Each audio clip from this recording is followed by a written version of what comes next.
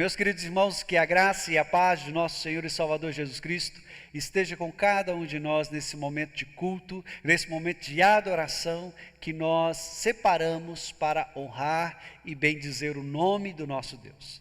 Esse é o momento de culto da primeira igreja presbiteriana de Cachoeiro de Itapemirim. O nosso templo está com as portas fechadas, mas a igreja está reunida em cada lar onde nesse momento o nome do Senhor Deus é invocado. A todos uma boa noite, que o Senhor possa falar ao nosso coração nesse momento, nos dando ao coração o alimento necessário para que a nossa fé, para que a nossa esperança sejam renovados e fortalecidos no Senhor. Eu quero convidar você a orar nesse instante, colocando diante do Senhor Deus a nossa vida, pedindo a Ele que nos visite o coração e nos dê algo da sua companhia, da sua presença, e que sejamos consolados, fortalecidos e encorajados nesse momento. Oremos ao Senhor. Pai querido, a tua igreja se reúne, cada um em seu lugar, cada um em sua casa, mas com o coração totalmente rendido e devotado a Ti. Esse tempo, ó Deus, a nossa casa se torna um santuário para o louvor da Tua glória. E nós cremos, Deus, que o Senhor se faz presente no nosso meio. E cremos, ó Deus, que o Senhor há de nos abençoar nesse tempo. Por isso, ó Deus, acalma o nosso coração e que em todas as coisas seja o Senhor servido em manifestar, ó Deus, em nosso meio a Tua graça, o Teu favor e a Tua misericórdia. E que possamos, ó Deus, bendizer o Teu nome, adorá-lo na beleza da Tua santidade. E possamos, ó Deus, ouvir também a Tua voz, falando ao nosso coração, dando-nos, ó Deus, aquilo que nós carecemos para o nosso crescimento, para o nosso amadurecimento, a fim de que nos tornemos mais parecidos com Jesus. Abençoe-nos, ó Deus, é a nossa oração, em nome de Cristo, o Senhor nosso. Amém. Eu queria convidar você a abrir a sua Bíblia, mais uma vez nessa oportunidade, no livro dos Salmos. E eu quero ler com você a palavra do Senhor no Salmo de número 100.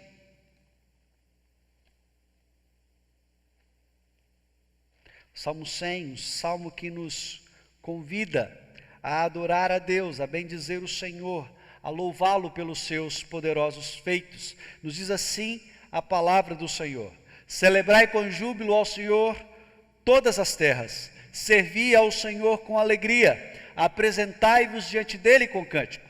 Sabei que o Senhor é Deus, foi Ele quem nos fez e dele somos. Somos o seu povo e rebanho do seu pastoreio. Entrai por suas portas com ações de graças e nos seus átrios com hinos de louvor.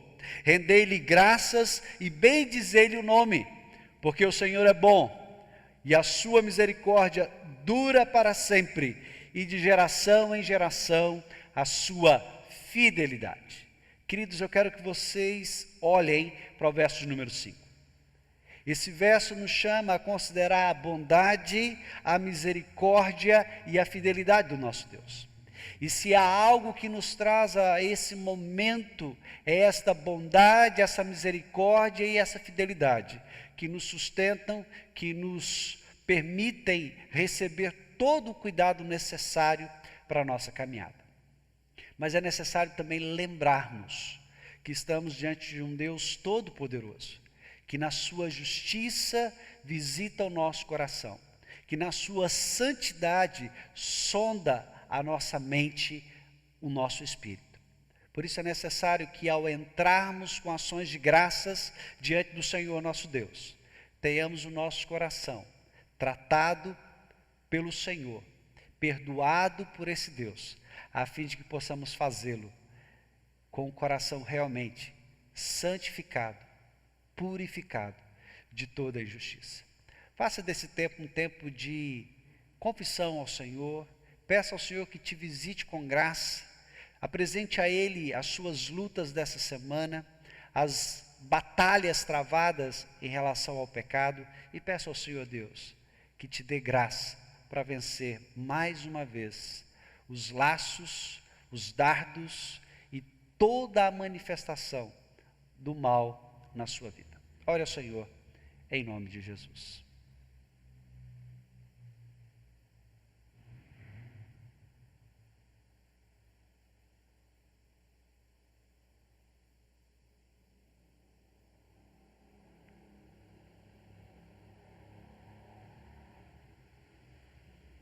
Reconhecemos, Senhor, que nós somos pecadores, que nós nos achegamos diante da Tua majestade, da Tua santidade, e por nós mesmos somos imperfeitos e incapazes de Te prestar o verdadeiro louvor.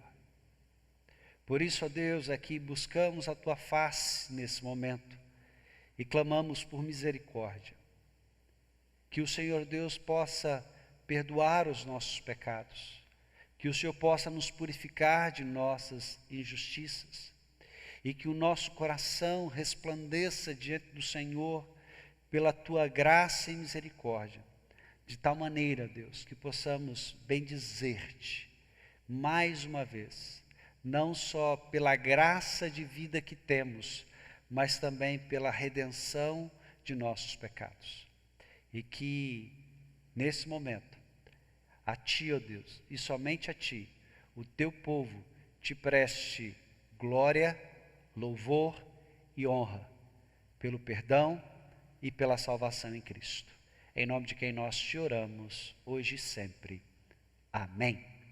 Mais uma vez o Salmo 100 nos chama, então, agora sim, a celebrar o Senhor com júbilo, uma vez que reconhecidos que somos pecadores e que dependemos da graça de Deus, podemos nos achegar a Ele, pelo ministério, pela ministração de nosso Senhor e Salvador, Jesus Cristo. Celebremos a Ele com alegria em nosso coração.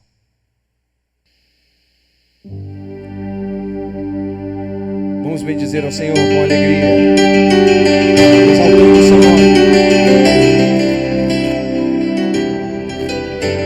Juntos a nós, cantando, exaltando o nome do Senhor. Cantemos. Ele exaltado, Rei exaltado no céu, eu louvarei. Ele exaltado pra sempre, exaltado seu nome, louvarei. Ele é o Senhor, sua verdade vai sempre reinar. Terra e céu glorificam seu santo nome. Ele é exaltado, o Rei exaltado no céu. Lá de cima, as irmãs. Ele exaltado, Rei exaltado nos céus, Meus irmãos, Ele exaltado pra sempre, exaltado seu nome, louvarei. Juntos cantemos.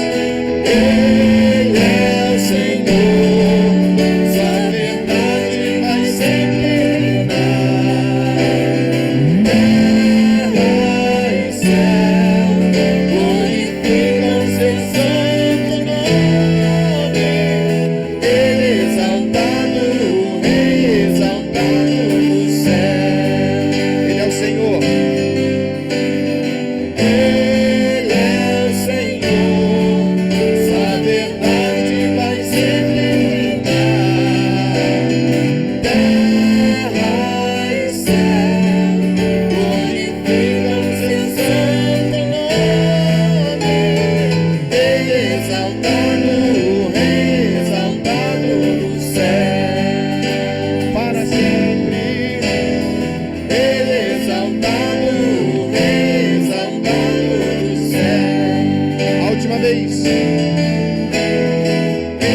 exaltado, o Rei exaltado no céu. És exaltado sempre, Senhor, eternamente, de eternidade a eternidade. Tu és exaltado, aleluia. Bendito é o teu nome.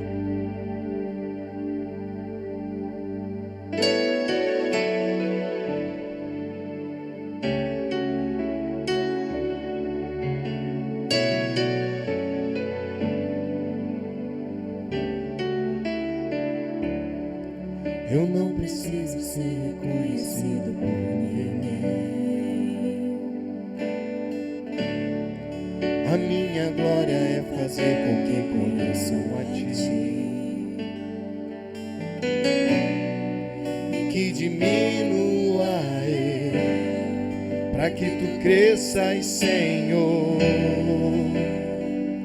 mais e mais.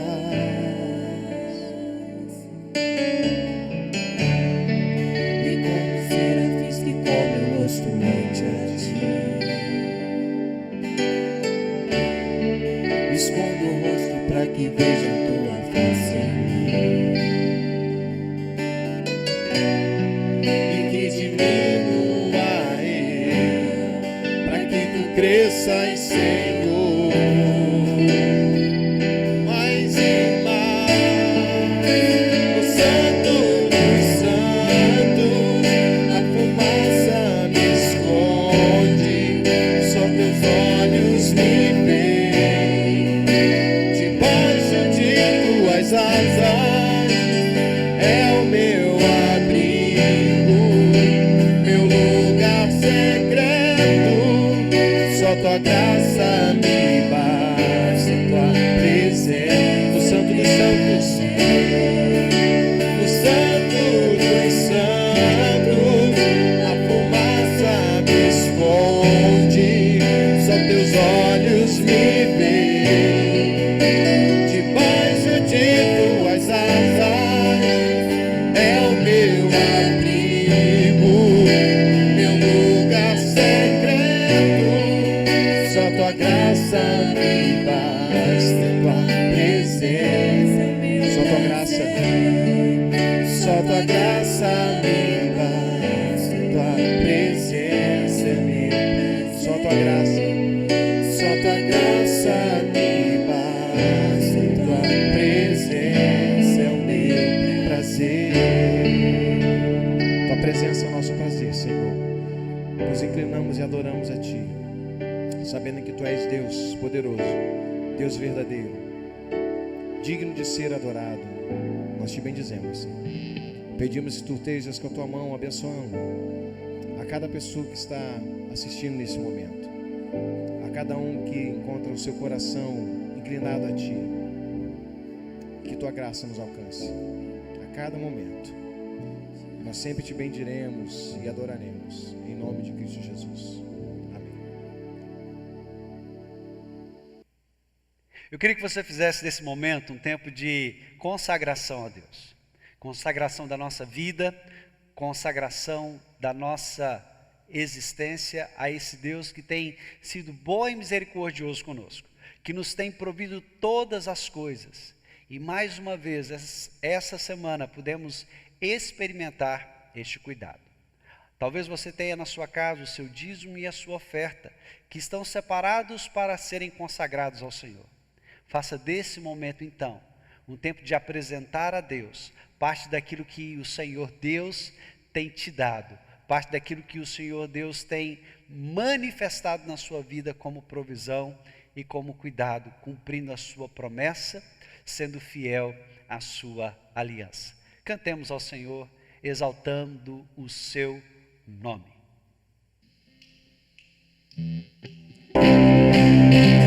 Entregando ao Senhor, consagrando a Ele dízimos e ofertas. Cantemos juntos. Diante do trono, Senhor, quero levar minha oferta de amor. Diante do trono, Senhor, quero expressar meu sacrifício de louvor. As minhas mãos levantar, tua beleza então contemplar. Com nossos lábios proclamamos, com meus lábios declarar toda a minha adoração. Se não for pra te adorar, para que eu nasci? Se não for pra te servir, porque eu estou aqui? Se não quero te adorar, se não for pra te adorar, para que eu nasci? Se não for pra te servir, porque eu estou aqui? Se não quero te adorar, se eu estou aqui. Lá de cima, diante do trono, Senhor, quero levar minha oferta de amor. diante do trono, Senhor, Quero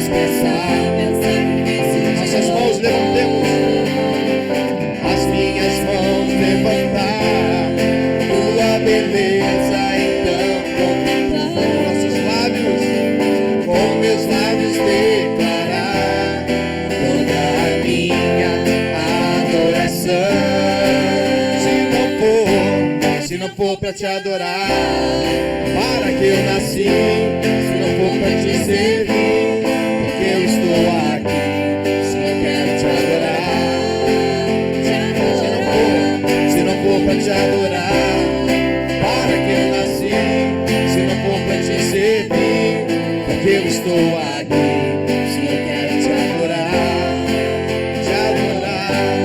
Senhor, eu estou aqui, Senhor, eu estou aqui, Senhor, eu estou aqui.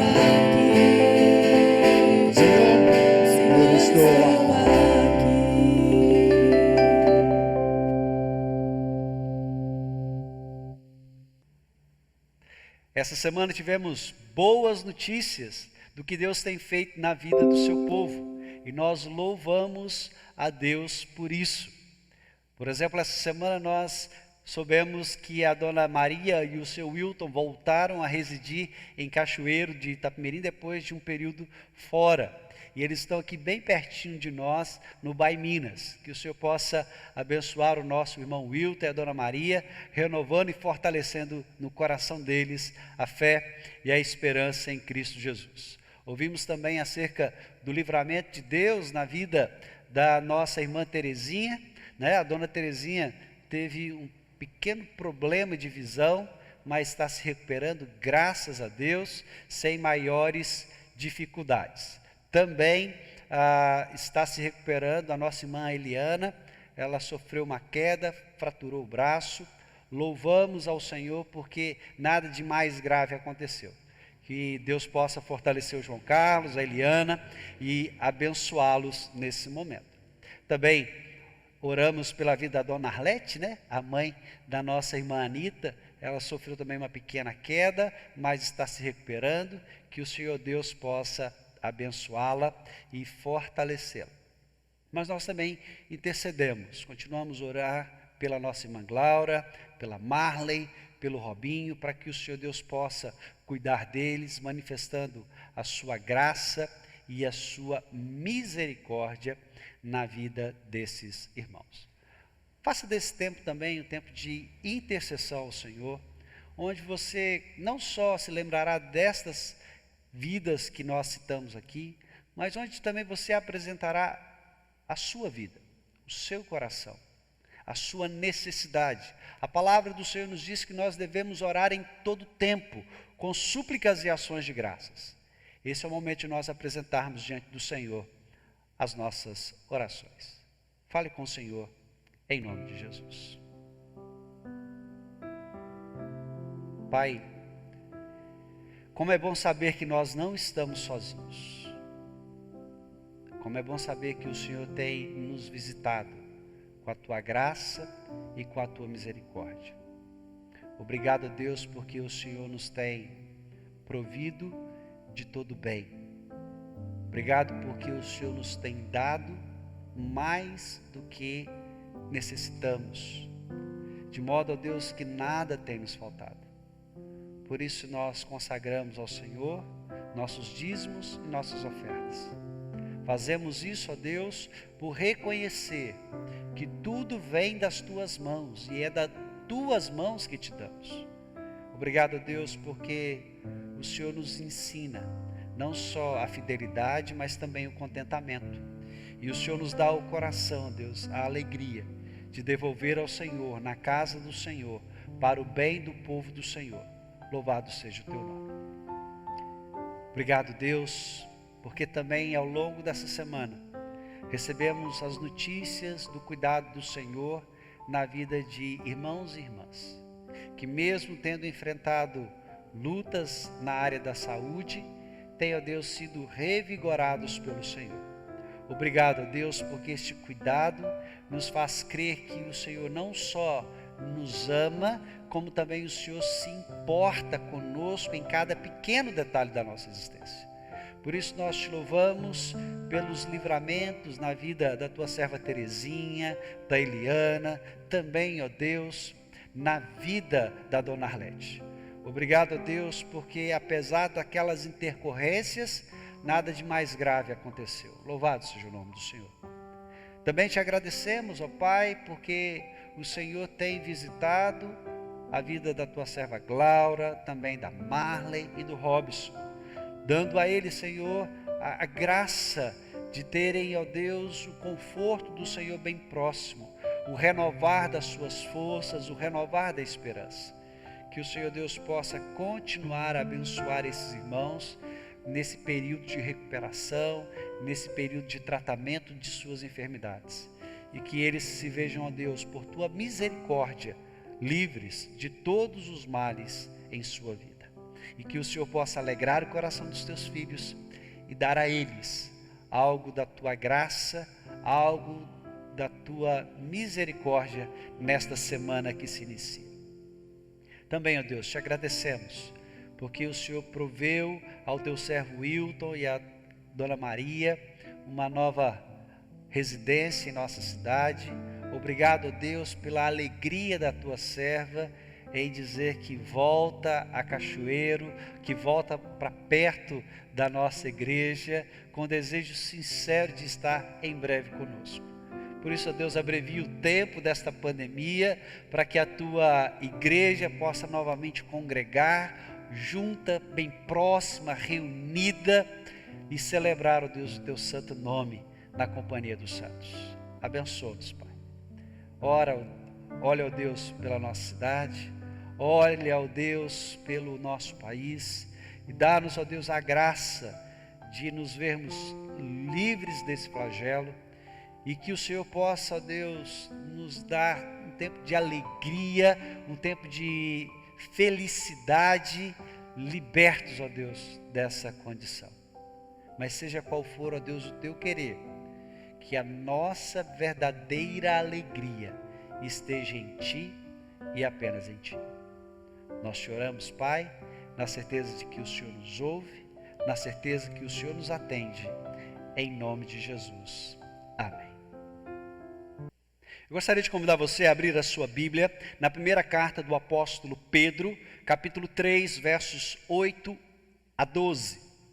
Primeira carta do apóstolo Pedro, capítulo 8, até o versículo de número 12. E assim damos continuidade à nossa série de exposições desta carta, buscando aprender com o apóstolo Pedro como podemos renovar a nossa esperança a despeito das circunstâncias que temos vivido. Primeira carta do apóstolo Pedro, capítulo 3, versos 8 a 12, nos dizem assim a santa palavra do Senhor. Finalmente, sedes todos de igual ânimo, compadecidos, fraternalmente amigos, misericordiosos, humildes, não pagando mal por mal, ou injúria por injúria, antes, pelo contrário, bendizendo. Pois para isto mesmo fostes chamados, a fim de receberdes bênção por herança. Pois quem quer amar a vida e ver dias felizes, refreie a língua do mal e evite que os seus lábios falem dolosamente. Aparte-se do mal, pratique o que é bom, busque a paz e empenhe-se por alcançá-la, porque os olhos do Senhor repousam sobre os justos e os seus ouvidos estão abertos às suas súplicas, mas o rosto do Senhor está contra aqueles que praticam males. Falemos com o Senhor mais uma vez. Pai, nós estamos diante da Tua palavra, cremos que ela é viva e eficaz, e cremos, ó Deus, que ela pode e há de falar ao nosso coração. Por isso nós te pedimos, ilumina-nos, para que, ó Deus, possamos ver além das letras e ouvir a Tua voz falando ao nosso coração, e que, ó Deus, a Tua palavra possa nos alimentar nesta noite. Nós te oramos assim, em nome de Jesus. Amém. Meus queridos, se há algo que nós temos aprendido nesta carta, é que a melhor descrição da vida cristã é a ideia de peregrinação. Nós somos peregrinos e forasteiros nessa terra. Nós estamos nesse mundo, nessa existência meramente de passagem. Nossa morada final não é neste mundo como nós conhecemos. Portanto, eu e você estamos apenas de passagem, como bons peregrinos que somos. Porém, é necessário que nós nos lembremos que nesta caminhada, que nesta peregrinação, nós não caminhamos sozinhos. O cristão não é uma espécie de lobo solitário que caminha sozinho pelo deserto da vida. Nós não somos pessoas que vivem isoladas umas das outras e cada um percorre o seu caminho até Jerusalém Celestial. Muito pelo contrário, nós somos um só povo, nós somos um só corpo, nós somos uma só família. Eu e você peregrinamos numa grande, maravilhosa e multiforme família pela fé em Cristo Jesus. Uma família com pessoas de várias tribos, línguas e nações, que formam um mosaico belo, que nos faz lembrar que a graça do Senhor é incrível, é maravilhosa e se manifesta de várias maneiras em vários lugares. E por que que isso é importante para nós? Se há algo que eu e você precisamos lembrar nesse tempo de pandemia, nesse tempo de isolamento, nesse tempo de grande provação pelo qual temos passado, é que eu e você fazemos parte de um povo, que eu e você não estamos sozinhos, que existem outros iguais a mim e a você, que caminham para a mesma direção, que caminham para o mesmo lugar. E por que isso é importante? Porque em momentos como esse, é comum e é natural que nos sintamos sozinhos, abandonados, afastados, desmotivados. Quando Pedro escreve esta carta, depois de falar sobre a necessidade que temos de nos submeter às autoridades, também no contexto do casamento, a necessidade de nos submeter ao nosso cônjuge. Ele agora foca a sua perspectiva na ideia da igreja enquanto comunidade, na ideia da igreja enquanto povo de Deus. E isso é importante porque parece-nos que Pedro quer que eu e você entendamos que não é possível que nós tenhamos a nossa fé fortalecida ou a nossa esperança renovada quando eu e você decidimos por percorrer este caminho para Jerusalém Celestial sozinhos. Deixa eu dizer uma coisa. Vivemos dias tão difíceis e que eu e você sentimos a saudade, sentimos a solidão, sentimos a ausência uns dos outros, porque é justamente esta companhia, esse estar presente, que dá significado a todas as expressões de fé, de confiança, de esperança que nós temos em Cristo Jesus. É na vida do meu irmão, é na vida daquele que senta ao meu lado no banco durante o culto, que eu vejo a manifestação da graça de Deus e que eu percebo como esse Deus age e continua agindo no meio do seu povo. E é nesse ajuntamento, é nesse estar junto como povo de Deus que nós vemos tal manifestação. E infelizmente, nesses dias nós temos sido impedidos de experimentar isso. Mas eu queria que você considerasse isso. Quantas vezes, quando as coisas estavam bem, eu e você não valorizamos o estar juntos. E eu queria que você considerasse isso. O chamado de Deus, para mim e para você, é viver como igreja. E igreja implica estar juntos, em caminhar juntos. Dito isso, eu quero que você então olhe para o texto e entenda como é que eu e você podemos ter a nossa esperança renovada nesse contexto de comunidade. Melhor, como é que eu e você vamos conviver nesse contexto de comunidade, a fim de termos a nossa esperança renovada em Cristo.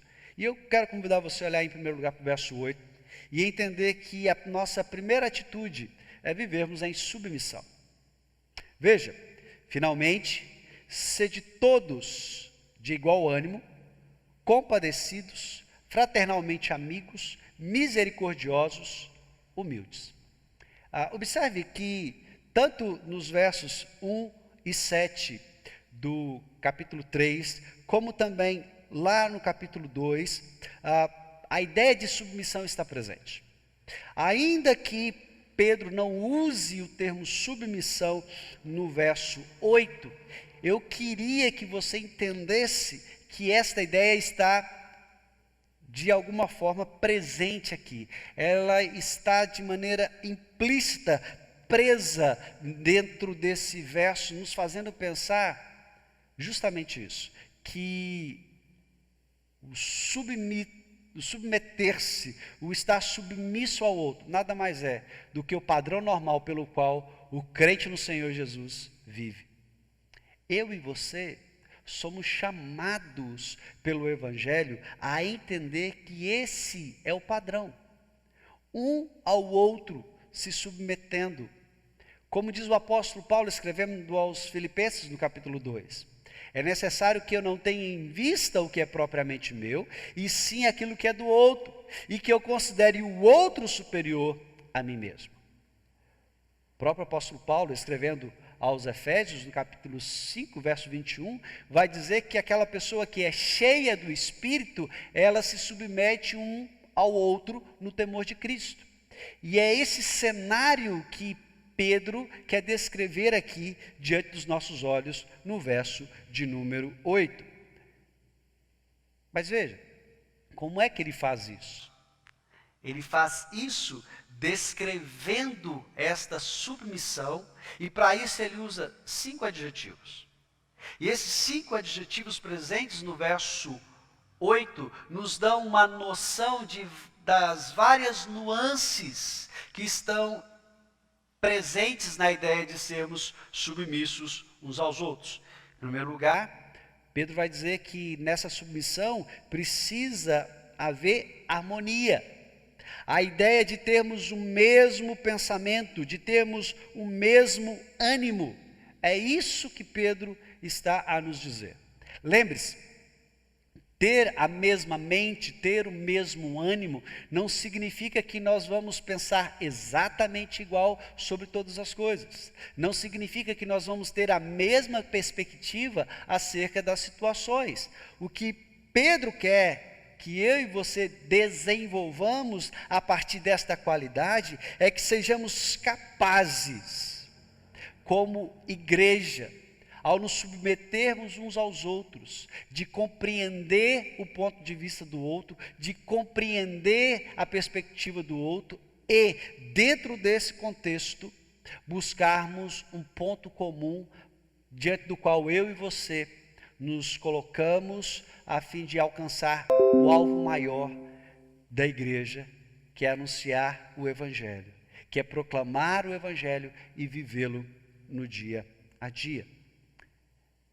Queria que você então entendesse que esse ser harmonioso no viver,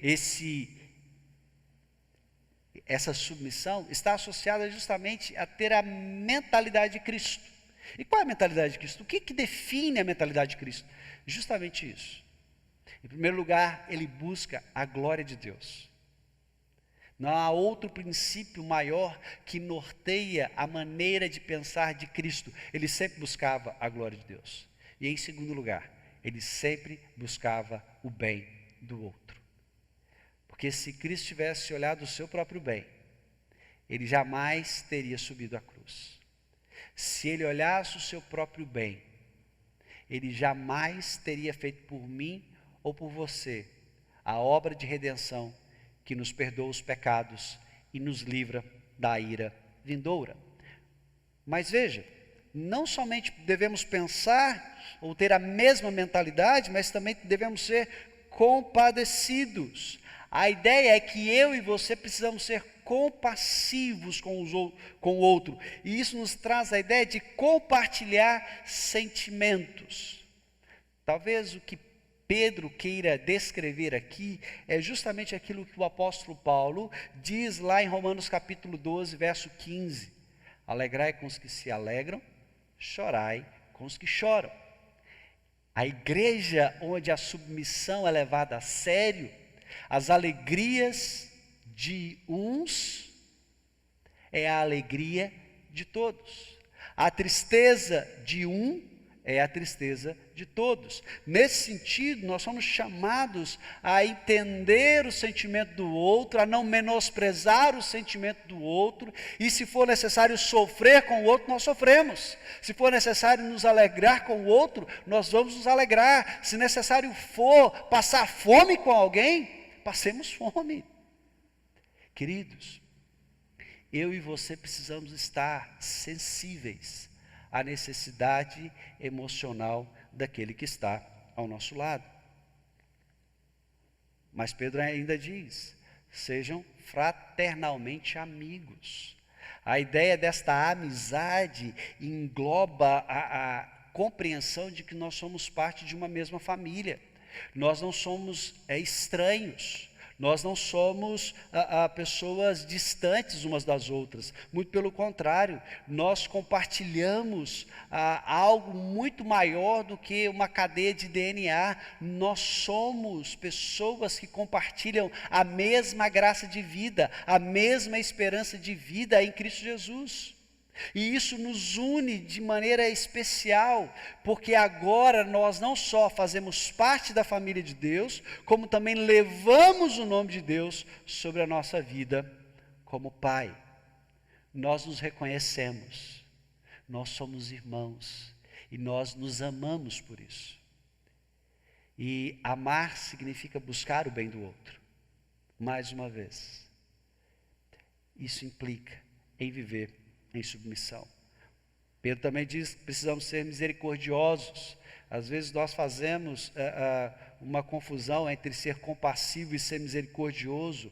Misericordioso aqui implica em que eu olho para o outro e entendo as limitações do outro, entendo as fraquezas do outro, entendo que aquele irmão ou aquela irmã lida com situações que por vezes lhe roubam a paz, a alegria do coração, que vivem em lutas contra o pecado ou contra situações, mas nem por isso nós os abandonamos. Muito pelo contrário, nós os acolhemos. Igreja é lugar de acolhimento. Igreja é lugar de abraço, é para trazer junto.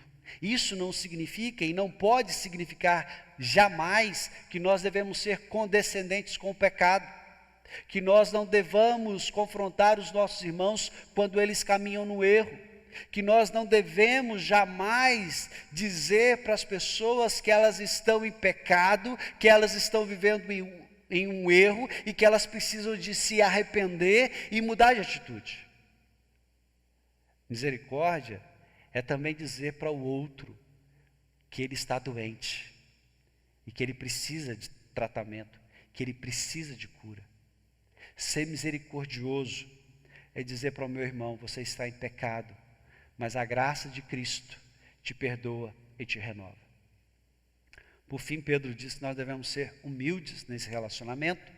Humildade permeia toda a ideia de submissão nas Escrituras. Afinal de contas, não é possível vivermos a humildade cristã sem que isso nos leve a nos submeter um ao outro. E não existe a possibilidade de nós nos submetermos uns aos outros se não houver em nós tal humildade.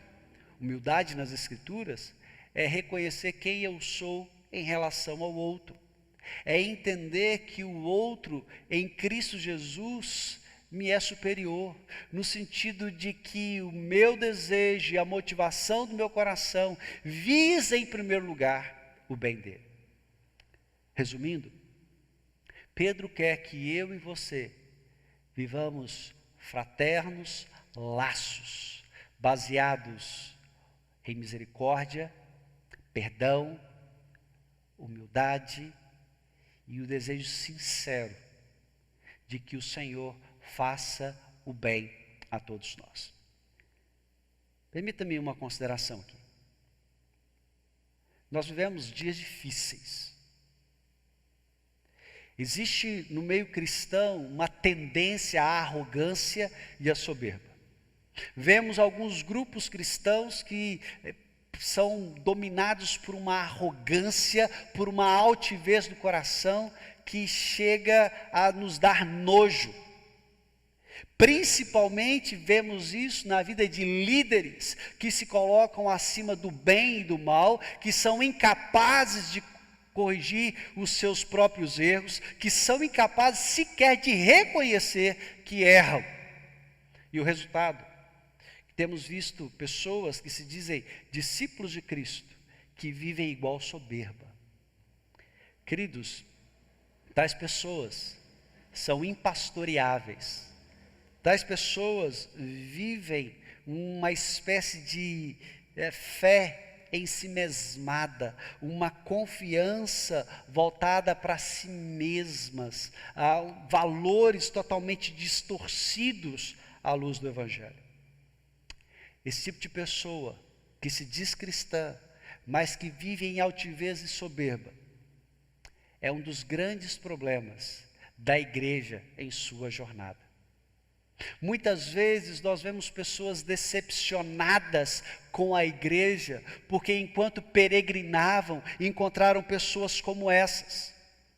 E ao invés da igreja se tornar alívio, ao invés da igreja se tornar um lugar de acolhimento, um lugar de fortalecimento, um lugar de renovação de esperança, a igreja se tornou um símbolo de tristeza, de pesar e de feridas abertas. Deixa eu dizer uma coisa.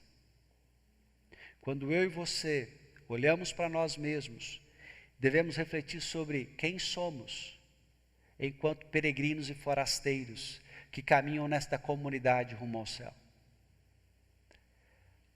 É fato que a caminhada não é fácil, mas quando nós temos ao nosso lado companheiros de caminhada, que têm o coração submisso, que têm o coração tratado por essas qualidades que Pedro aqui descreve, o fardo fica mais leve, a distância parece que fica mais curta, a caminhada fica mais alegre. Deixa eu te perguntar, que tipo de companheiro de jornada você tem sido? Aquele que alivia o peso ou aquele que traz mais peso? Aquele que é refrigério na vida do seu irmão ou aquele que é tormento na vida do seu irmão? Aquele que faz o coração do outro se alegrar e se regozijar, ou é aquele que faz o coração do outro se entristecer, se decepcionar e pensar seriamente se vale a pena continuar esta jornada? Pense nisso. Em segundo lugar, Pedro nos orienta que para vivermos em comunidade, a fim de termos nossa esperança renovada, é necessário que eu e você façamos o bem. Se você olhar o verso 9, é basicamente isto que o apóstolo Pedro quer que eu e você entendamos, que a comunidade de fé tem que ser marcada pela bondade, pela benignidade. Leia o verso 9. Não pagando mal por mal ou injúria por injúria, antes pelo contrário, bem dizendo, pois para isto mesmo fostes chamados, a fim de receberdes bênção por herança. Eu queria que você se lembrasse que neste contexto, Pedro está se referindo à igreja. Portanto, o mal e a injúria cometidos aqui parecem proceder da igreja e não externamente à igreja. E isso nos preocupa, queridos, ou pelo menos deveria nos preocupar. Porque vemos aqui pessoas que se dizendo irmãos, pessoas que se dizendo companheiras de jugo, companheiras de jornada, agem de maneira ímpia. O apóstolo Paulo já havia orientado os irmãos de Corinto acerca desse respeito. Que pessoas que estavam ali se dizendo irmãs, mas que tinham um comportamento ímpio. Paulo diz que os crentes de Corinto não deviam sequer se relacionar com esse tipo de gente, com esse tipo de falso discípulo de Jesus. Deixa eu dizer uma coisa. Uma atitude ímpia é a característica de alguém que se deixa levar pelos seus próprios sentimentos, pela sua própria vontade, pela vontade distorcida e descontrolada do seu coração. É possível estarmos na igreja, é possível fazermos parte do povo visível, da igreja visível de Cristo, mas o nosso coração ainda não ser motivado pela palavra de Deus. Eu queria que você então olhasse para esse verso e entendesse que Pedro nos chama a uma postura totalmente diferente desta impiedade. Observe, como é que o crente deve agir, como é que ele deve proceder. Não pode pagar o mal com mal, nem injúria com injúria. Eu queria que você se lembrasse do Sermão da Montanha, quando Jesus, ao lado dos seus discípulos e diante da multidão, apresentou vários ensinos acerca do reino de Deus. E dentre esses ensinos, ele vai dizer no verso 38 e no verso 43, ouviste o que foi dito? Olho por olho, dente por dente. Ouviste o que foi dito? Amarás o teu próximo e odiarás o teu inimigo. Essas duas declarações, elas são extraídas do contexto das Escrituras. De fato, existe aqui algo que eu e você precisamos considerar. Aquilo que foi dito aos antigos é a expressão da vontade de Deus. Olho por olho e dente por dente significa que eu e você vivemos num contexto em que a retribuição deveria ser justa. Se você me faz o mal a ponto de arrancar um dente, eu posso, como retribuição justa, arrancar o seu dente. Se você me fere, machucando um olho, eu tenho o direito de machucar o seu olho também. Mas qual é a palavra do Senhor Jesus? A sua justiça precisa exceder a lei. Como? Da mesma forma, o Senhor disse a Israel que Israel deveria odiar aqueles que odiassem a Deus. Que Israel não devia ser amigo daqueles que declaradamente se opunham a Deus. O que fazer? São inimigos, de fato. Nós nos apartamos dele e oramos ao Senhor Deus, traga a tua justiça. Mas o que Jesus vai dizer no contexto do Sermão da Montanha? Ele vai dizer, eu porém vos digo, você tem que amar aquele que te persegue e orar por ele. Não basta simplesmente dizer que quer a justiça, você tem que exceder a justiça, e a única forma de exceder essa justiça é abrir mão dela e agir com graça em relação ao outro. E queridos, essa é talvez uma das grandes implicações do cristianismo. Essa talvez seja uma das grandes verdades que fundamentam a nossa fé, porque eu e você somos chamados àquele tipo de experiência que reverbera aquilo que Deus fez conosco. Ele agiu com misericórdia e graça em relação a mim e a você, sendo nós pecadores, tendo usurpado dele a sua glória, nós merecíamos o inferno.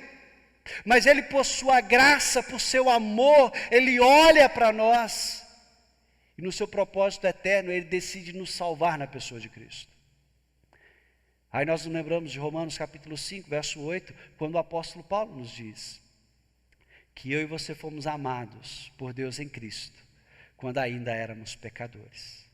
Não merecíamos e não merecemos. E jamais mereceremos aquilo que Deus fez por nós. Poderíamos agir de forma diferente com o nosso irmão? Seria justo eu e você agirmos de forma diferente com aquele que caminha ao nosso lado e chama o mesmo Deus de Pai?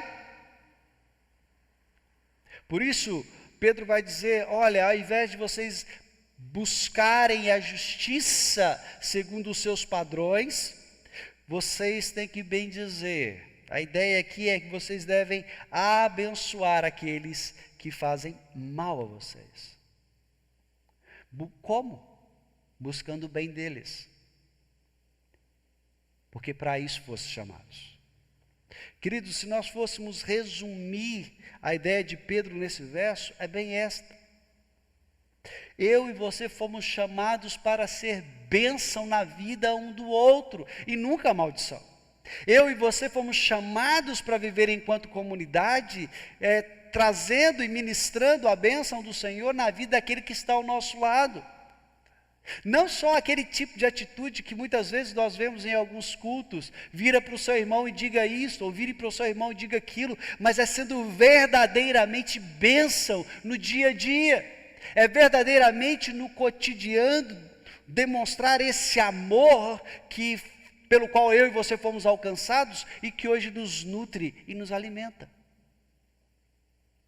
Por isso eu e você somos chamados a entender que no bojo do discipulado de Cristo está a atitude de abençoar aqueles que buscam o nosso mal, de abençoar aquele que nos traz injúrias sobre a nossa vida. Eu e você precisamos considerar isso.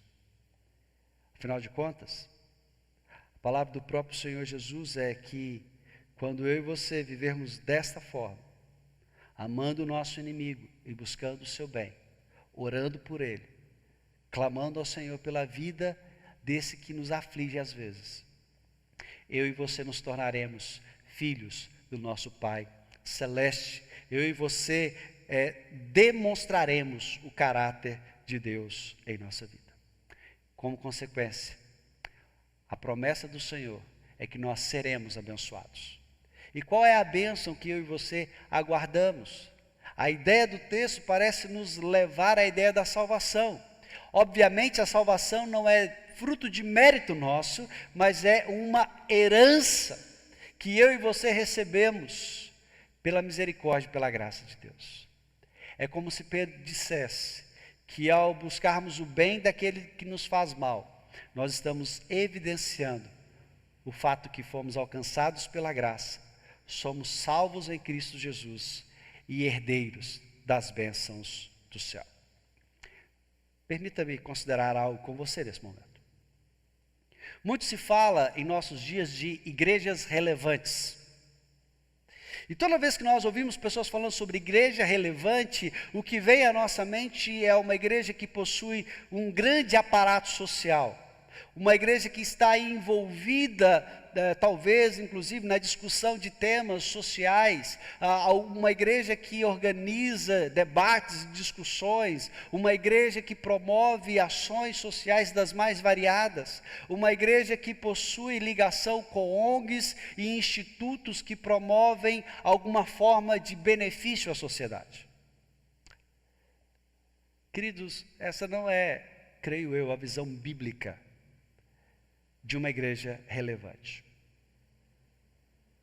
Mas o que eu quero que você considere é que uma igreja não é aquilo que ela faz. Não é aquilo que ela faz como instituição. Uma igreja é realmente relevante por aquilo que ela faz na individualidade dos seus membros. Eu queria que você considerasse que uma igreja, uma comunidade local, nada mais é do que a soma dos seus membros. Não existe um organismo chamado igreja, não existe uma entidade que nós damos o nome de igreja. existe a soma de membros. Uma igreja é acolhedora porque seus membros são acolhedores. Uma igreja é misericordiosa porque os seus membros são misericordiosos. Uma igreja tem essa disponibilidade no servir porque a membresia da igreja tem essa disponibilidade de servir.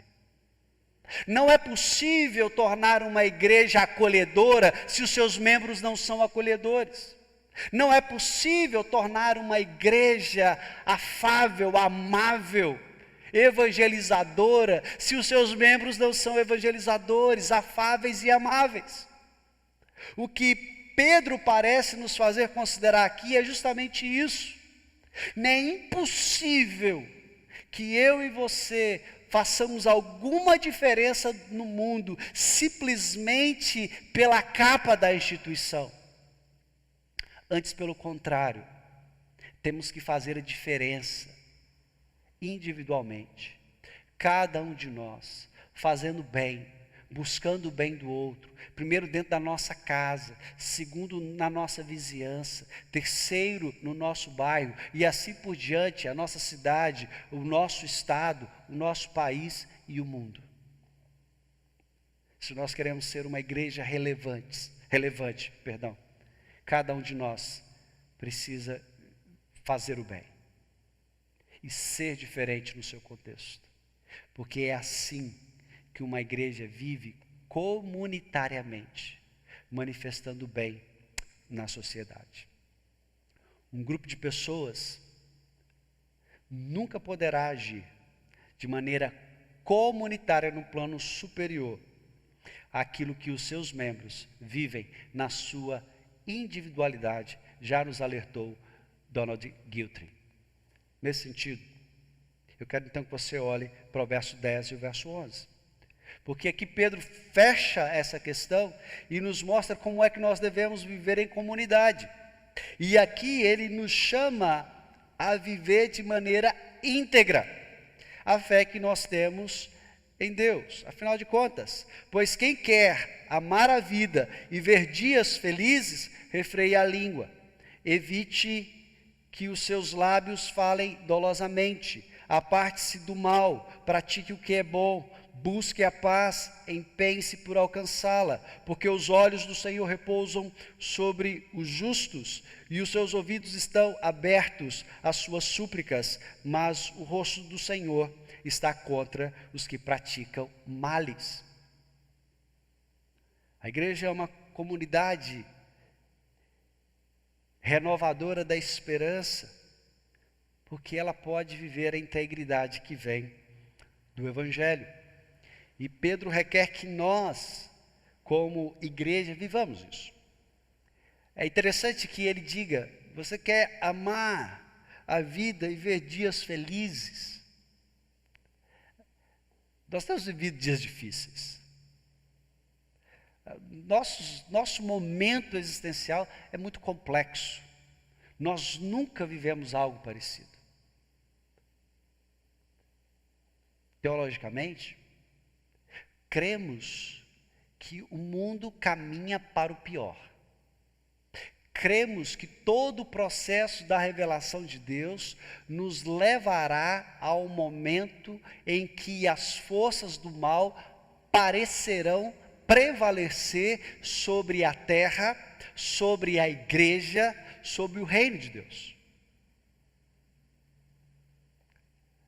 Isso amedronta algumas pessoas. Mas é isso que nós cremos. Por isso, a tendência é que as coisas se agravem e piorem. Mas veja, do ponto de vista das Escrituras, à medida que as coisas piorarem, significa que o dia final está próximo e que a vinda do Senhor é chegada. E assim, tudo se transformará de forma prodigiosa, maravilhosa. E é justamente nesse paradoxo que eu e você vivemos. Para que as coisas melhorem, elas precisam piorar. Para que o governo de Deus se manifeste pleno no mundo, vai ser necessário que eu e você passemos por aflições e tribulações. É por isso que nós, como servos de Deus, como discípulos de Cristo, podemos amar a vida, porque nós não nos apegamos a ela. Por isso que eu e você podemos viver dias felizes, porque a nossa felicidade não depende das circunstâncias. Paulo diz algo muito semelhante quando ele escreve a sua primeira carta a Timóteo, no capítulo 2, verso 2. Aqueles que querem viver vida tranquila e mansa, têm que orar pelas autoridades. Queridos, é possível, ao longo da nossa caminhada nesse mundo, termos momentos de bonança e alegria. Mas isso está, de alguma forma, relacionado à nossa vida de integridade. O que não significa que porque eu sou íntegro na minha vida com Deus, nada de mal vai me acontecer. Mas significa que muito dos sofrimentos que muitas vezes eu e você experimentamos nessa vida é resultado do meu pecado e do seu pecado, da minha vida ímpia e da sua atitude ímpia. Por isso Pedro diz, é necessário que você tenha atitudes íntegras. Quais? Veja, há pelo menos 4 dessas orientações. Em primeiro lugar, verso 10, refreia sua língua. Ainda preciso dizer que a língua é talvez um dos grandes problemas que eu e você temos que lidar. O Tiago, escrevendo a sua carta, vai tecer um grande comentário bíblico-teológico sobre esse tema. E quando eu e você olhamos para as Escrituras de um modo geral, nós vamos perceber que muitos dos pecados que nós cometemos é por causa da nossa língua, é por causa do nosso falar. Nós mentimos. E lembre-se que aquele que profere mentira não escapa do juízo. Provérbios 19, verso 5.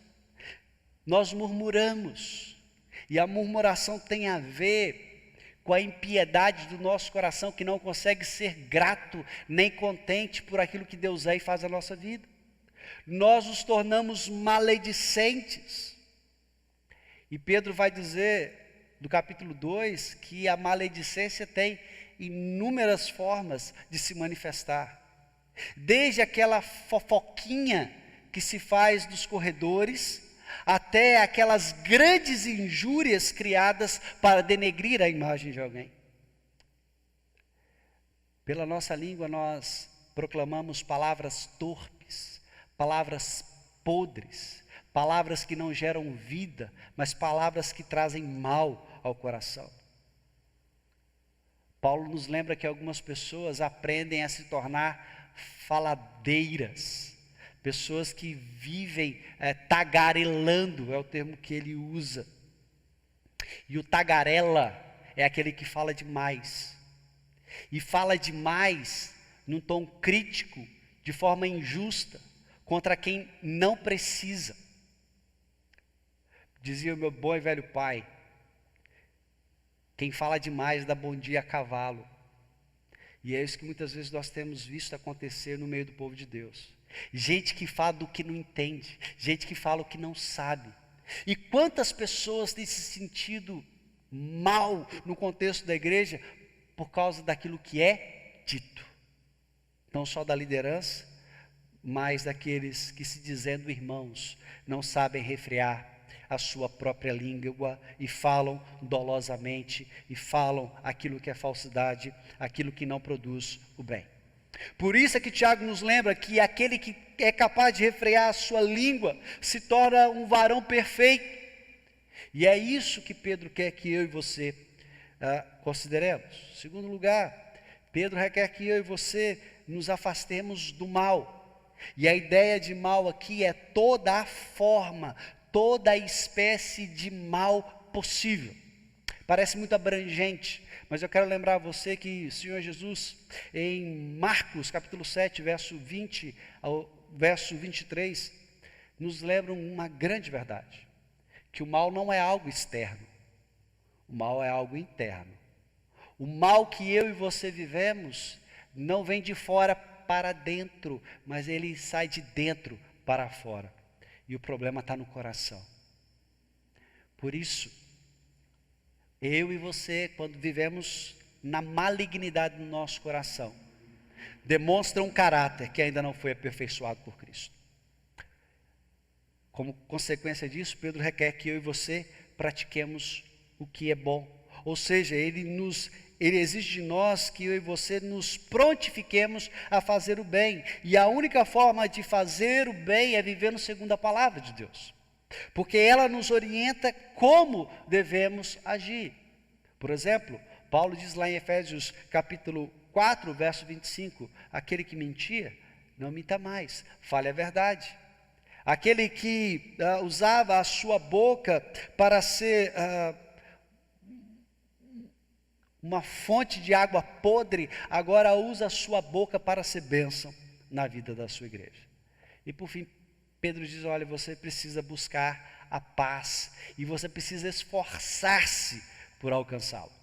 Eu quero lembrar você que paz nas Escrituras não é uma mera ausência de conflito, mas paz nas Escrituras tem a ver justamente com o meu contentamento em Deus. Um coração contente em Deus é um coração pacificado, e esse coração pacificado é capaz de trazer paz no ambiente em que ele se faz presente. É óbvio que eu e você não conseguimos fazer isso por nós mesmos. É óbvio que eu e você não conseguimos colocar tudo isso em prática na nossa vida por nossa própria força. Por mais que eu e você sejamos pessoas empenhadas, disciplinadas. Por isso, verso 12, Pedro nos lembra que nós devemos contar com Deus, porque os seus olhos estão sobre nós. E Ele conhece as nossas situações, as nossas dores, as nossas fragilidades, Ele conhece as nossas mazelas, e Ele não só vê o mal que é em nós, como também o mal que é feito pelos outros contra nós. O Senhor é testemunha de tudo isso. Por isso, quando nos sentimos fracos e incapazes, recorramos a Deus, peçamos a Ele que nos ajude, que nos fortaleça e que nos dê condições de vencer essas limitações, de vencer essas dificuldades e prosseguir em nossa jornada. Mas lembre-se, e aqui está um forte consolo para mim e para você. Se ao longo da caminhada, no meio do povo que deveria levar somente o nome de Deus, nós vamos encontrar espinhos, cardos, abrolhos, pedras de tropeço, lembre-se, o Senhor Deus também olha e vê o ímpio, vê aquele que pratica o mal, e o Senhor no tempo oportuno trará o seu juízo sobre eles, porque aqueles que não se deleitam em Deus, mas vivem em fazer o mal, esses com certeza não têm em Deus um amigo, e sim um adversário. Nesse sentido, então, é que a palavra nos chama a considerar isso. Como é que eu e você temos conduzido a nossa vida? Conduzimos a nossa vida segundo o nosso coração, segundo as inclinações da nossa carne, fazendo a vontade da carne e dos pensamentos, ou como verdadeiros discípulos de Cristo, buscamos ser enchidos pelo Espírito Santo a cada dia, para que vivamos segundo a palavra de Deus, para que façamos aquilo que é a vontade do Pai, para que a glória de Deus se manifeste na nossa vida e na igreja que o Senhor nos deu a graça de pertencer. Queridos, temos vivido momentos em que os nossos valores têm aparecido com mais evidência. Momentos de crise afloram o pior de nós. Mas quando o nosso coração é moldado e nos tornamos parecidos com Jesus, pela graça de Deus, nós somos fortalecidos, amadurecidos em nosso caráter. Que tipo de caráter esses dias tem feito aflorar em você? De alguém parecido com Jesus? ou de alguém que precisa ainda ser alcançado pela graça desse Jesus? Eu quero encerrar nossa meditação nessa noite, desafiando a igreja a 3 atitudes. Em primeiro lugar, eu e você somos desafiados nessa noite a valorizar a nossa comunidade de fé, a valorizar a igreja da qual eu e você somos membros. Sim, eu e você precisamos valorizar essa comunidade, valorizar as suas coisas, valorizar as pessoas que caminham conosco, valorizar aquele irmão que senta ao nosso lado, que às vezes nem sequer sabemos o nome, nem onde mora. Valorizar aquelas pessoas que se sentam ao nosso lado e são instrumentos de Deus muitas vezes para trazer ao nosso coração alívio em meio às nossas dores. Valorizar o seu pastor, valorizar a liderança da sua igreja, os presbíteros e os diáconos, a valorizar aquelas pessoas que cuidam do seu filho no ministério infantil, a valorizar aquele irmão e aquela irmã que lidam com os aspectos de organização de alguns eventos da sua igreja, a valorizar pessoas que poderiam estar em casa agora, mas estão trabalhando para que você tenha acesso a esse momento de culto e seja edificado pela palavra de Deus. Precisamos, queridos, valorizar a igreja, porque é através dela que eu e você viemos à fé, e é através dela, pelo seu ministério, pela graça de Cristo nela, que alcançaremos o céu. Em segundo lugar, somos chamados a avaliar e desafiados a avaliar as nossas motivações quanto à nossa igreja. O que nos motiva a estar na igreja? O que nos motiva a compartilhar com a igreja, a participar, a nos envolver de corpo e alma naquilo que a igreja faz em seus ministérios? Como eu disse, não existe uma igreja acolhedora se a sua membresia não for acolhedora. Quantas pessoas entrarão pelas portas desse santuário em breve, porque o tempo de pandemia fez com que elas repensassem a sua própria vida, e talvez elas entrem por essas portas sedentas. Que tipo de acolhimento elas terão aqui? Avalie o seu coração, avalie a sua motivação. Você faz o que faz na igreja para ser servido ou para ser servo? O seu coração está mais preparado para dar ou mais estimulado a receber? E por fim, eu queria que você e eu pudéssemos ser gratos a Deus, porque não estamos sozinhos. Às vezes, numa comunidade maior, nós não conhecemos todas as pessoas. Talvez numa comunidade maior, nós não saibamos sequer uma parte da história daqueles que estão assentados ao nosso lado. Mas é gratificante ver como que Deus usa pessoas para serem instrumento dele na nossa vida. E eu queria que você se lembrasse hoje de cada pessoa que passou na sua vida, que caminhou com você durante um período e que foi instrumento de Deus para te ajudar a chegar onde você chegou hoje. Eu queria que você agradecesse por aquele discipulador, por aquele ombro amigo que chorou com você naquela noite sombria da alma. Eu queria que você se lembrasse daquela primeira pessoa que deu os passos na fé ao seu lado.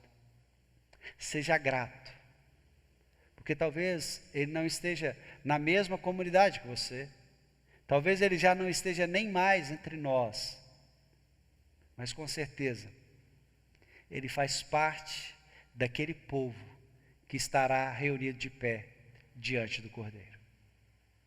Seja grato a Deus por essas vidas, porque eles mostraram a você que a igreja é lugar de esperança, a igreja é lugar de renovar a nossa fé em nossa caminhada até o céu. Vamos orar?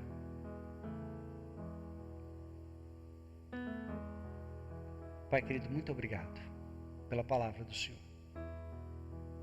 Que o Senhor aplique em nossos corações. E que ela possa nos despertar a uma atitude mais pronta em relação à tua igreja, em relação ao teu povo. Ajuda-nos, ó Deus, a experimentar em nossa própria vida estas mudanças, a fim de que, mais parecidos com o Senhor, possamos correr a carreira que nos está proposta. Que possamos aliviar o fardo daqueles que caminham ao nosso lado. Que possamos ser bênção na vida deles.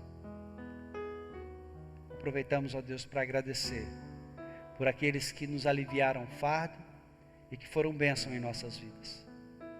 Porque elas nos ajudaram a chegar até aqui, por tua misericórdia e tua graça. Nós te oramos, Pai, porque cremos que só no Senhor que realmente o nosso coração encontra o refrigério e a paz que tanto busca. Em nome de Jesus. Amém.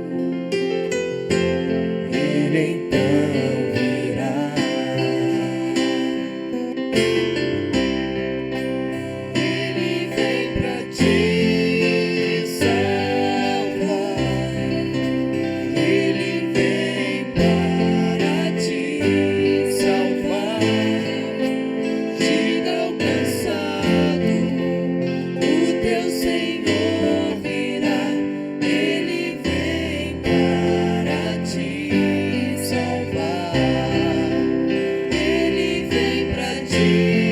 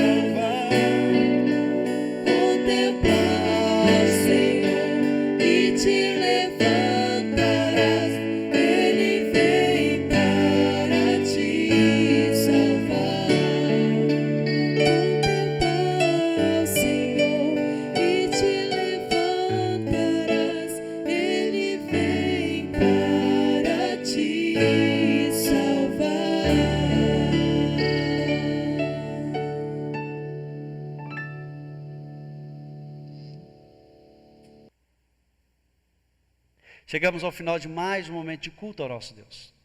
Celebramos com alegria esse momento, sabemos que o Senhor esteve conosco. Como a canção acabou de nos lembrar, Ele diz ao cansado que o Senhor virá. E é essa certeza que temos ao nosso coração. O Senhor vem e Ele não tarda. E aí sim, teremos o alívio de todas as nossas dores. Que Deus te dê uma rica semana e que essa semana seja uma semana de paz e de prosperidade na sua vida. Você veja o Senhor abrindo os caminhos e direcionando as suas veredas. E que em todas as coisas você seja muito grato ao bom Deus. Eu queria mais uma vez te chamar a orar e vamos assim nos despedindo, recebendo a bênção. Pai, quando nos preparamos para encerrar esse tempo de adoração, pedimos ao Senhor que esteja conosco.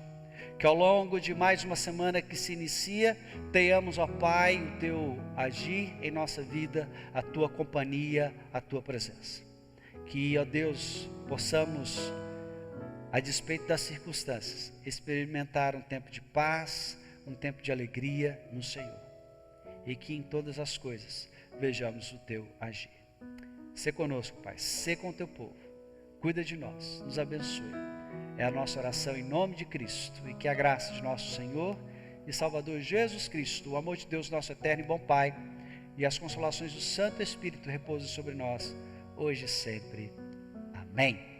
Que Deus te abençoe e que essa semana seja de fato uma semana de bênçãos na sua vida.